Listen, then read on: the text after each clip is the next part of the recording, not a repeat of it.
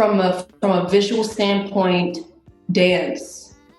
My parents were dancers, like all their lives they were dancers. My parents still dance and they still sing. My dad still sings because he was a b-boy and a singer. My mom, she did ballet, but for me it was like always, like I love the idea of seeing how energy moves.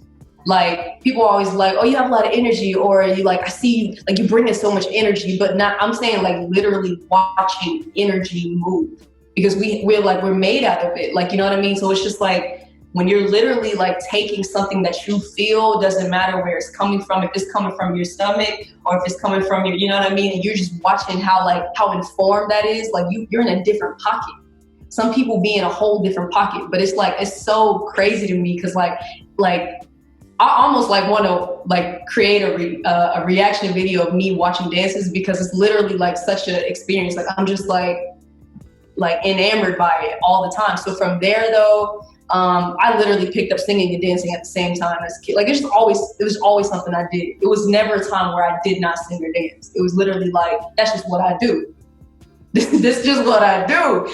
And like, from there, I just went into different mediums. Like as a kid, I made films. Like no one knows that about me actually. Like I made a lot of films as a kid. Like I mastered like the Adobe suite. Like I was always on like After Effects and Photoshop, and I just love making films.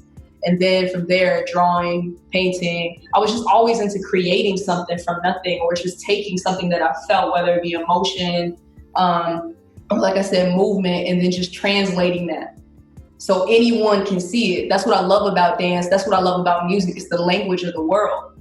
You know what I mean? Like, it's like you hear like Korean music, you hear Latin music. You don't really have to know what they're saying, but you can feel it. You know what I'm saying? And that, to me, that speaks volumes. So for me, that's what I've always tapped into.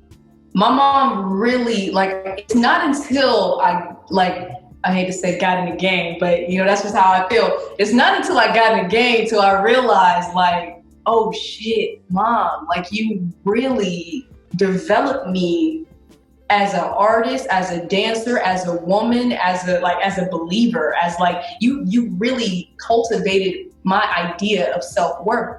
So nobody's fucking with me, because in my mind, it started here. I didn't need validation elsewhere. I didn't need that.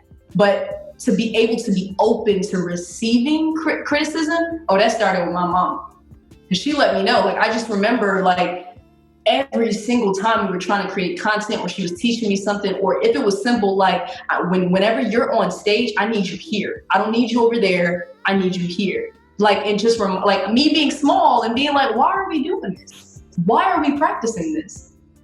But on the flip side, I'm having dreams of being on stage. I'm having dreams like in all these different spaces. And I'm like, well, what does this mean? Because, you know, you're not thinking, like when you're young, you're not like connecting the dots.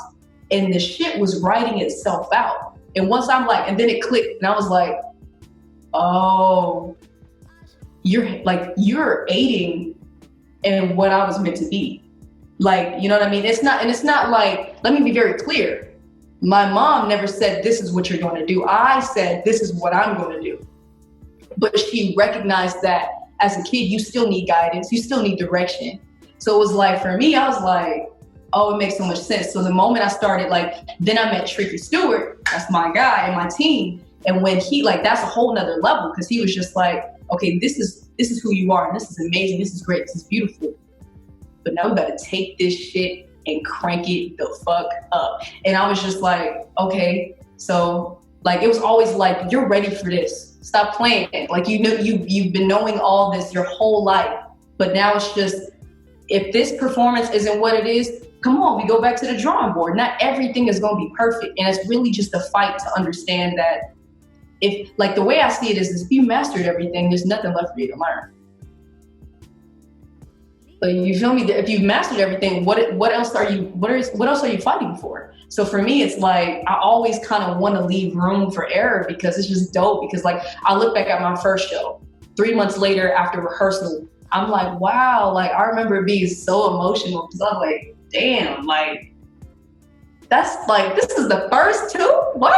Come on, like, come on. So definitely shout out to my mom and Trick, because from like as a kid developing, she definitely helped pioneer that. And then now as an adult and being in music, being an artist, being signed, Tricky definitely has been a mentor in so many ways. Like he's an OG. So I'm someone who's going to listen. You tell me something, I'm going to listen. I'm going to practice. I'm going to do whatever it takes.